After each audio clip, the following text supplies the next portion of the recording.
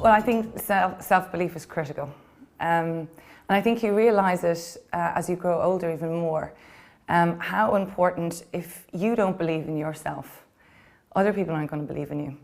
And particularly in the work that I do as a social entrepreneur, and we're trying to influence really broad system social change, the most important part of what I have to do is sell that change. And I have to believe that I'm capable of making that change happen to convince somebody else. It's like self-belief is contagious, confidence is contagious. And without that, or without your belief or the passion in what you do, I think you will have a far more difficult job, because an awful lot of our jobs in business is about connecting with people, it's about relationships, and it's about sales. So if you don't believe in it, and if you don't have the passion to make that belief transmit between you, I think you're going to have a far tougher time. I think it comes with age, oddly. I remember somebody saying to me, wait till you get to your 40s, it's just so much easier than your 20s. Because in your 20s, you're so worried about what other people think about you and how do you compare to somebody else. And your 30s, you're just running like a mad yoke. And actually, it's very true. As you get older, I think you start to believe more in yourself because you've lived through a lot more failures and much more ups and downs. And I actually think self-belief often comes from really hard stuff.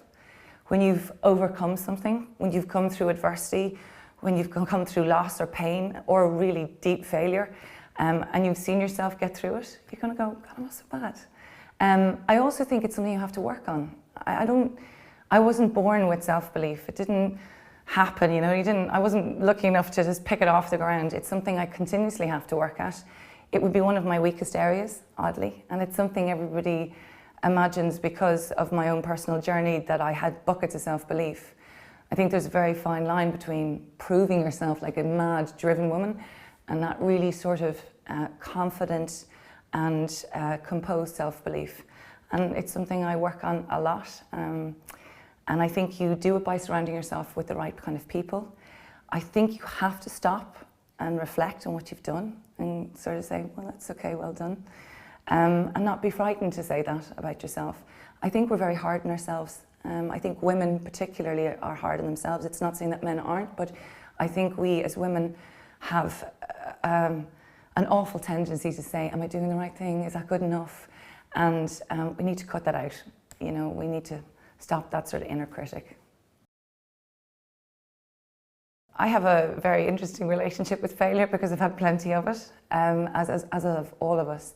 But I think failure has actually produced the greatest success that I've had. And through really deep struggle, both personally and professionally, there has been an extraordinary amount of learning. You know, failure is, you have a choice with failure. You can either sit and be a victim to it and say, why me and why did it happen? Or you can say it's an opportunity to learn. And that sounds desperately cliched, but it actually is the reality. It's a choice. I get frustrated about Ireland actually, and when we look at enterprise and how do we grow this, you know, really enterprising country of ours. And critical to that is creating an ability for people to set up businesses and fail. Because failure is about starting, it's taking those risks.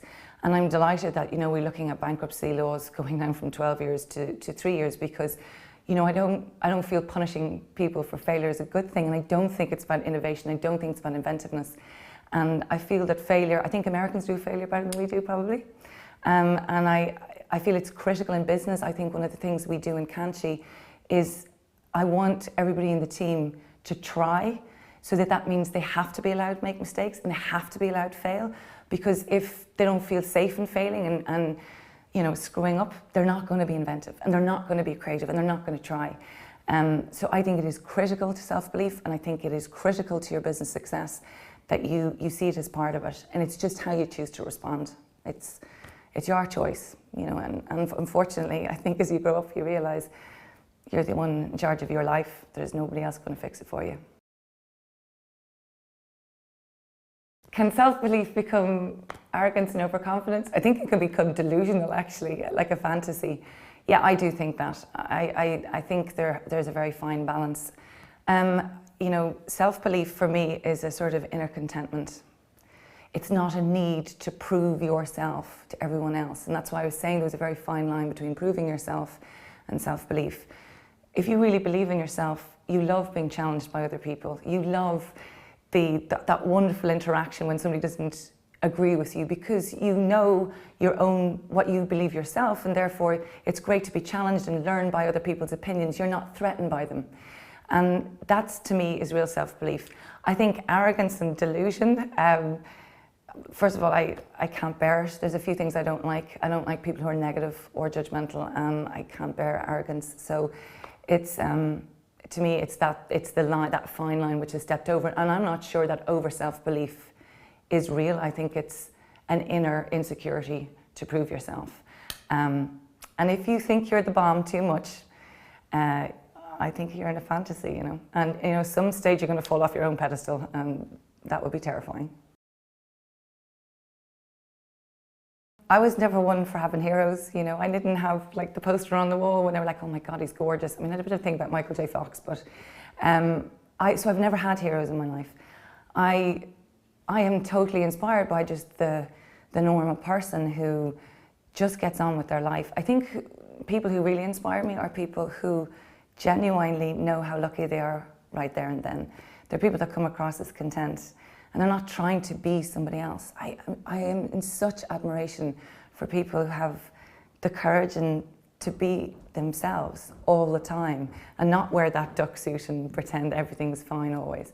So there's a few people, I mean, my parents, I've often referred to that. I think my parents are a phenomenal, you know, example of self-belief.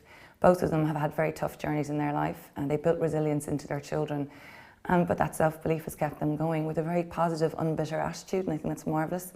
From a business perspective, I actually shared the stage with a lady called Michelle Moan. She, you know, gosh, she was incredible. Her story was incredible, and she's very humble in telling it, and she was talking about the time that she had over self-belief, which went into delusion, and I thought that was a real sort of self-awareness. She was a really extraordinary entrepreneur, and I think to me, it was one of the first times that I just went, wow, you know, I hadn't seen somebody as a woman like that in a very long time. Another lady, an Irish lady who I'm deeply impressed with because of her self-belief, and she says, well, this is who I am. I don't expect you to like me, but this is what I believe, and I really am impressed with that, and that's Nicola Byrne from 11890. And then from another side, from a very personal side, there are two people in my life who've battled really horrific obstacles. One of them is Terry Fahy. She's an ex-alum of here of Smurfit. She won an award actually for her Masters, and she has battled cancer 3 times, and I have never seen somebody so dignified with a belief and that will to go on that journey that's been put in front of her. And a man called Mike McKenzie, who I did Around the World in 80 Ways with, he lost his legs in Bosnia and is paralysed from the chest down, and he now can no longer sit on his bum, so he drives a car lying back. He has the same dreams. He's just going to get married, and to me that's just like, wow, you know, you feel lucky to know people like that.